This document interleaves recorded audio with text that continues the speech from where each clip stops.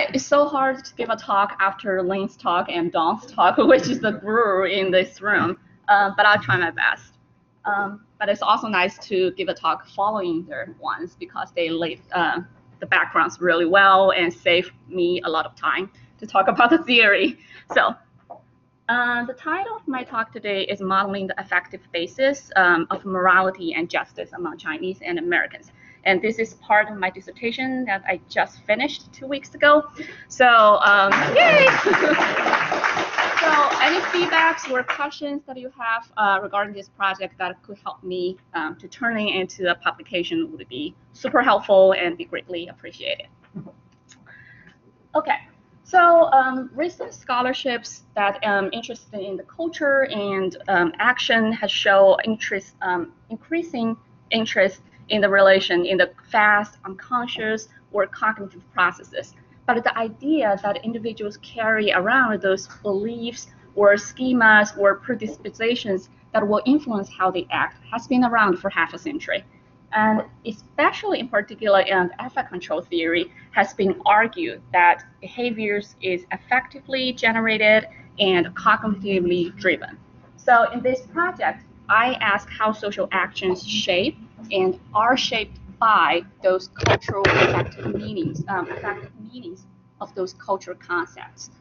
And I want to point out a peer work on the impression formation studies have been focused almost exclusively on the Western culture, such as US, Canada, and Germany. And we do have a Japanese equation, but that's the only one. So as important as those gain has been, I argue that the affect control theory's proposition about the cognitive processes and the control processes need to be tested in a broader social context where the culture might influence how people process those cultural meanings associated with roles, identities, and emotions. So in this project, I asked two critical questions, and the first one is how social events systematically shift around Chinese sentiment towards the roles and identities and translated into one state to another in those social events. And to what extent are those cognitive processes of Chinese similar to or different from that of American? So that's my two major research questions for this project. And I'll skip the introduction of the affect control theory because you've heard a lot in the past an hour and a half, and everyone in this room is considered to be an expert in this theory. So other than to point out that in the early stage of the research program, ACTers often assume there is a universal cognitive process of impression formation. However, there are some studies find notable differences in terms of how people actually cognitively process those information. So here's the data that I used for this study. They are from different sources. For the Chinese data, they were collected in 1999 in Shanghai Fudan University. And for the US, I'm using the 78 data set instead of the new 2014 data set. But they are from different time, but in terms of the economic developmental stage of economy, they probably aren't that different from each other. China back then and US back in 1978. And as you already know, that in order to estimate the impression formation, you need out of context sentiment and in context sentiment. Here, the out of context ones are identity, behavior, and settings, and the Chinese data are in a much smaller scale, and the in context are the events. So in total, the Chinese data has 258 events, and the US data is a full factorial design that gives them 515 events. Okay, so I will not try to convince you the Bayesian model is the best approach to estimate the equation because John will give you more details just in a minute.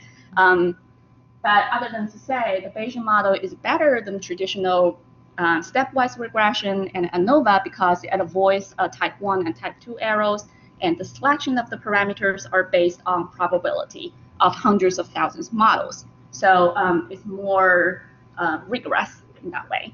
And what I did is I used the Bayesian, the BMS, to estimate the equations for Chinese data, for China data, and for the US data separately. I then combined, create the cultural interactions by combining a dummy variable, the culture, with any terms that have showed up previously in either culture equation. And if the interactions is significant, that shows there's a culture differences. And if their interactions is not there, it means there's a culture consensus. Okay, so I'm just going to show you the Chinese data, the results from Chinese data first. As you can see, I find a lot of similarities in terms of the psychological processes that previously identified in other culture. So in particular, you see there's a large effect on all the stability terms. That is, how good you are in a situation mostly depend on how good you are out of the situation, and so on and so forth. And also, Chinese people, like people in other culture, also think like good people should behave nicely, powerful people should behave forcefully. And here, as Lin introduced, these are the consistent terms that is in the Chinese culture, like the American culture, people give more credit to good people doing something nice, or a merciful behaviors is directed to a nice person. So that's been consistent cross-culturally. Here we see the converse effect. That is, if a powerful behavior is directed towards a weak person, that actor will usually incur some social sanctions by receiving a dent on their evaluation. So I want to focus more on the balance term. So balance terms are the AE, BE, OE term. So this is also called a morality term. It measures which moral standards our society builds the virtues of. So in the moral psychology literature, there's two major moral orientation. The first one is the justice orientation. So justice orientation is usually characterized by the sense of a fairness or justice, and or like people carry a law and order mentality. So the society laws should be upheld as to maintain the social order. Here we see, if we see the ABOE term is positive, usually means esteemed social actors and his behavior, good behaviors, usually gain more social status or prestige by acting nice to nice people or punishing villain or bad people, right? That's where you get the positive term. However, we also have another moral orientation, which we call the care orientation, and this orientation is characterized by the desire to maintain the relationship or to try to not cause any hurt to other people and to help other people. And here we can kind of capture the idea by the ABOE term if it's negative, right? So if you are esteemed social actors, if you try to help instead of punish those social villains, and then you will gain more social, people give you more esteem or status. So in that case, we can see the moral orientation is more lenient towards the care ones. And we see that in the Chinese culture, both of those terms are negative. And in the US culture, both of them are positive. So here is the BMS results for the cross-cultural comparison. And all the numbers here in each cell represents the coefficients from the Chinese versus from the US with the Chinese first. If there's two numbers in there, means there is a difference. And if it's just one number, it means culturally consensus. So the general pattern we see here is that even if you compare the US equation with the Chinese equation, you see a lot of consistency. So the numbers are showing up in both cultures, and although the US have a bigger number coefficient, but they're all there. And also the behavior terms are all there, as well as the consistent effect and the congruous effect. So even if they show different size of the coefficient, but the direction are very consistent cross-culturally. So both Chinese, in terms of the psychological processes, both Chinese and Americans process the information, normative sentiment, the same way. in those situations.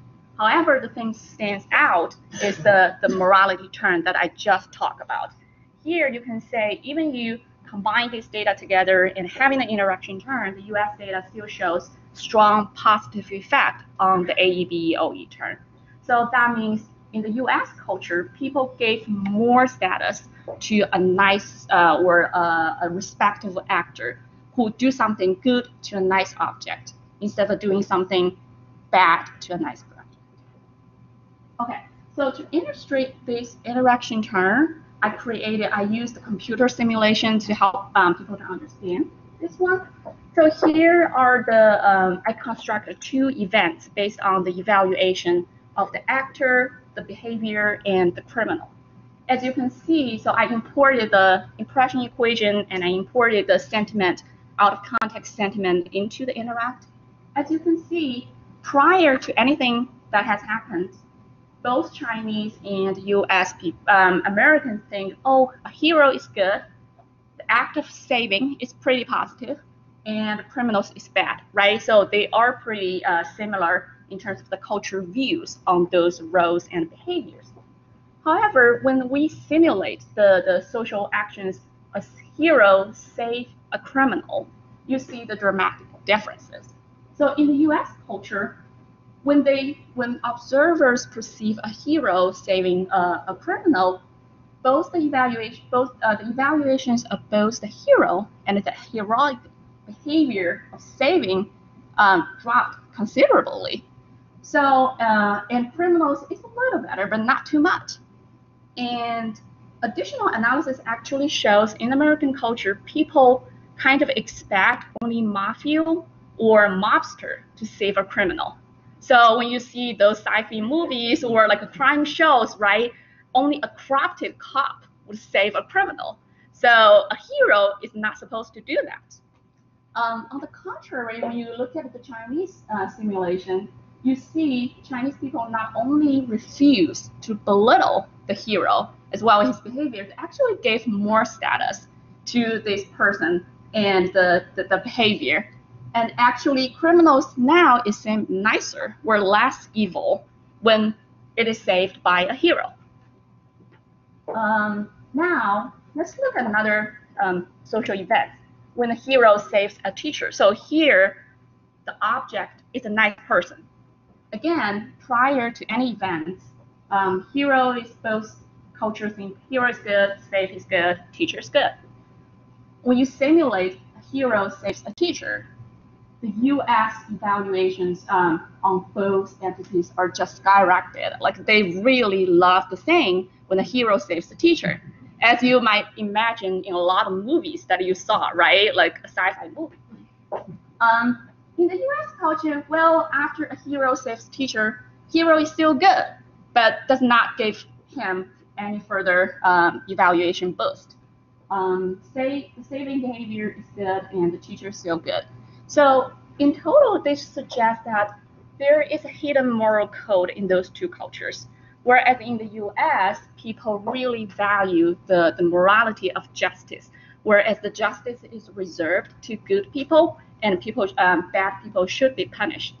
And in the Chinese culture, people believe or want to believe that there is no fundamental bad or good. According to, and this is consistent with the traditional view on the Taoism. That is, everything is essentially the same despite the appearance of the differences. So because good and evil are not necessarily two different things, they are actually one thing. So it's not that different by saving a criminal versus by saving an actor, teacher. And a noble man or woman should get more social SD or social status by going out his way to save a villain actor. Oops, did I do something wrong?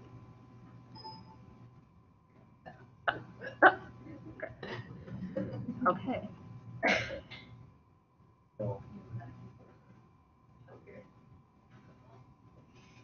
Connected? Okay.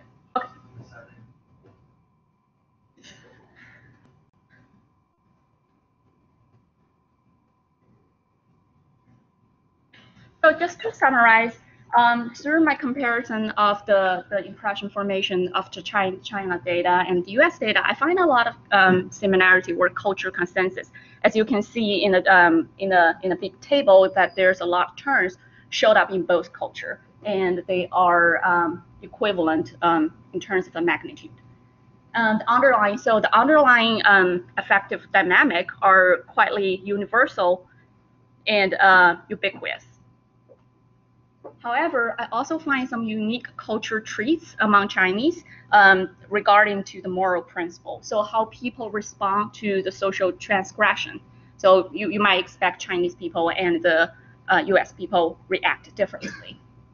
And in other words, it shows that there's two routes to gain social status. So in the United States, the route might be to execute the morality, the justice standard, to stick with the justice standard of morality, that you go out your way to punish the bad people and reward nice people. Whereas in the Chinese culture, gaining social status could be achieved by saving unsavable or violent objects. And we already know that the morality, the meaning of morality is changed depending on the circumstances, right? However, this project shows that other than circumstances or aside of circumstances, culture also can give us additional meanings on how moralities will change depending on who you are, who you come from, and which situation you are in. So I look forward to your questions in the Q&A.